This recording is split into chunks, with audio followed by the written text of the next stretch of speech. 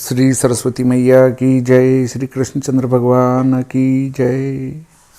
देखिए, एक प्रश्न आया था कि आपका गणित अच्छा है, परंतु आप जो अगस्त्य उदय अस्त अर्थात लोभ दर्शन की जो बात करते हैं, वो सूर्य सिद्धांतिक जो हम पंचांग बनाते थे उसमें हम सिंह के 20 अंश पर अगस्त्य का दर्शन मानते थे और उसके अनुसार लगाया करते थे।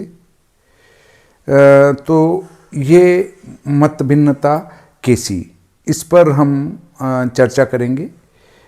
देखिए, अगस्त्य लोभ दर्शन के संबंध में जो सूर्य सिद्धांत की जब हम बात करें तो सूर्य सिद्धांत में अगस्त्य के का जो भोग है वो 3 राशि बताया है और उसका जो शर है वो 80 अंश दक्षिण बताया गया है।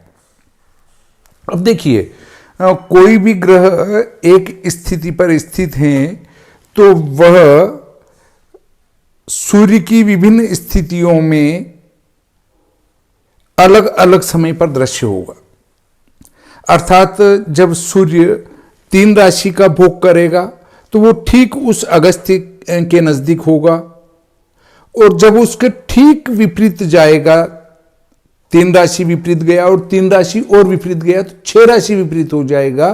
तब 6 राशि विपरीत में वो बहुत दूर चला जाएगा। तब पृथ्वी सूर्य के उस तरफ से सीध में रहेगी। ऐसी स्थिति में उस अगस्त्य जी का जो तारा है वो कैसे दृश्य होगा। इसके संबंध में यदि फिर भी हमें शंका हो तो ग्रह लाघव में भी इसका गणित दिया है। केतकर महोदय ने केतकी ग्रह गणितम में गणित दिया है।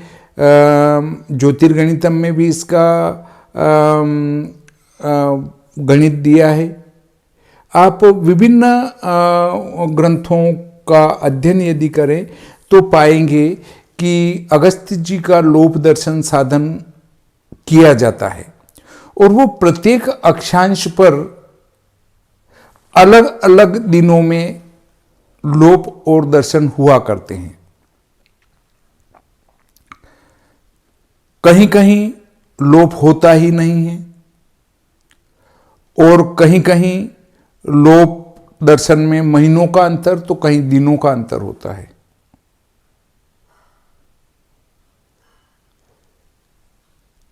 इसका गणित गृह लाघवकार ने बताया, वो थोड़ा सा स्थूल है। केतकी ग्रह गणितम में जो बताया गया है वो थोड़ा सूक्ष्मता के नजदीक है। तो केतकी ग्रह गणितम का जो अगस्त्य जी का लोभ दर्शन है वो सटीकता से है और मैंने इस विशोपकानयनम पुस्तक में उसी का अनुसरण किया है।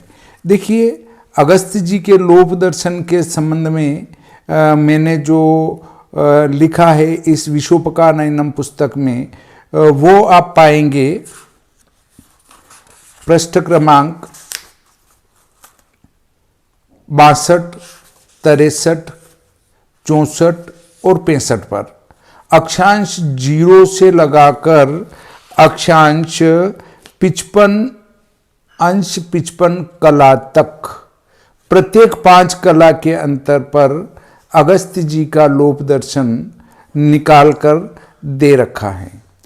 इसकी विधि पृष्ठ क्रमांक 60 और 61 पर दी गई है। इसका सूत्र निकालने का भी मैंने यहाँ दिया है इस पुस्तक में। तो इसके संबंध में हमको शंका ये नहीं होना चाहिए कि हम सूर्य सिद्धांत से जो पंचांग बनाते थे उसमें हम 20 अंश लिया करते थे।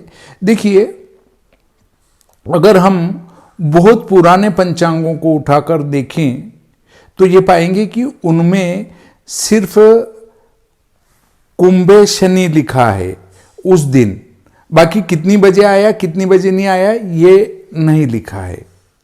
तो जैसे जैसे हम विकास पथ पर बढ़ते गए, अर्थात उससे पूर्व में भी हम समय लिखा करते थे, बीच का जो संक्रमण काल आया, जब हमारा विद्या का ह्रास हुआ, उस समय हम समय का प्रयोग नहीं करा करते थे, पर बाद में वापस जब हमारे पास सूक्ष्म शुद्ध गणित आ गया है तो हम उसका समय का प्रयोग भी करने लगे हैं कि कौन सा ग्रह कितनी बजे राशि बदलेगा।